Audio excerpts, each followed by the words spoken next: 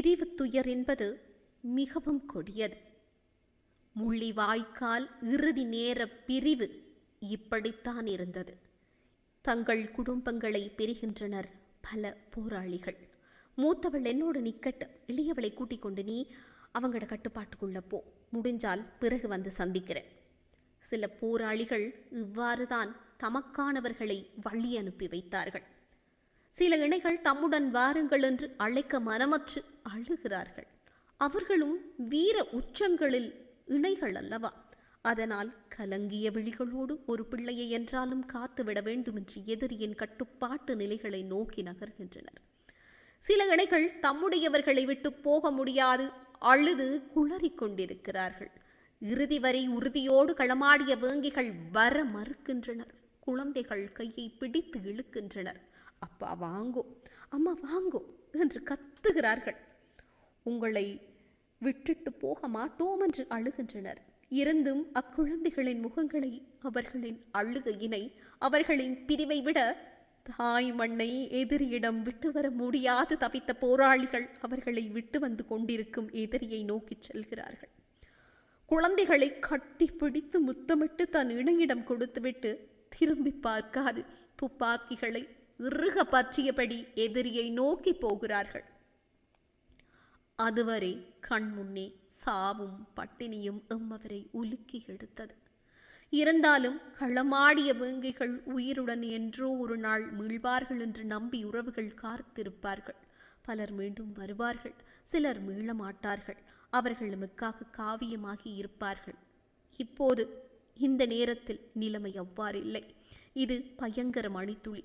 சுற்றி வர முட்கம்பி வேலிகளைப் போல கந்தக குண்டுகளால் நிரப்பப்படும் குறுகிய பிரதேசத்தில் தம் இணையை இனி காண்போமா இல்லையா என்ற உத்தரவாதம் எதுவும் இல்லாத பொழுதில் அவர்கள் தம் இணைகளை பிரிகின்றனர்.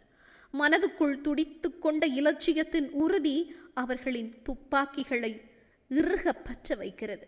இது ஒரு புறம் இருக்க, சிலர் இணையாகவே கரத்தில் ஏந்திய துப்பாக்கிகளை இறுக பற்றி கொள்கிறார்கள்.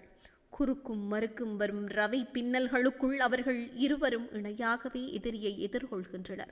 சிலர் குழந்தைகளை உறவுகளிடம் கையளித்துவிட்டு உறுதியோடு நிற்கிறார்கள். அவர்களின் உடலில் சாச்சர் வெடிப்பதற்கு தயாராகவே இருக்கிறது. அது எப்போதும் வெடித்து சிதறலாம்.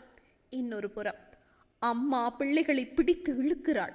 அப்பா கெஞ்சுகிறார். எங்களுடன் வா என்று பிள்ளை வர மறுக்கிறது. தங்கை அண்ணனை, தம்பி அக்காவை, அண்ணன் தங்கையை, அக்கா தம்பியை என்று கெஞ்சுகிறார்கள். ஆமியிட்ட போவோம், வா, சரணடைந்தால் உயிருக்கு உத்தரவாதம் தருவதாக அறிவிக்கிறார்கள் தானேடா, வாடா என்று வற்புறுத்துகிறார்கள்.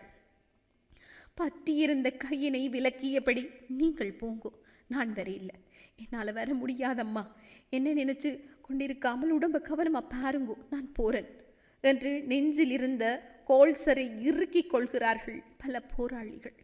அவர்கள் நிச்சயமாக ஒன்றை அறிவார்கள். இது எமது விடுதலை போராட்டம். மௌனிக்கப் போகும் இறுதி மணித்துளிகள் இவை.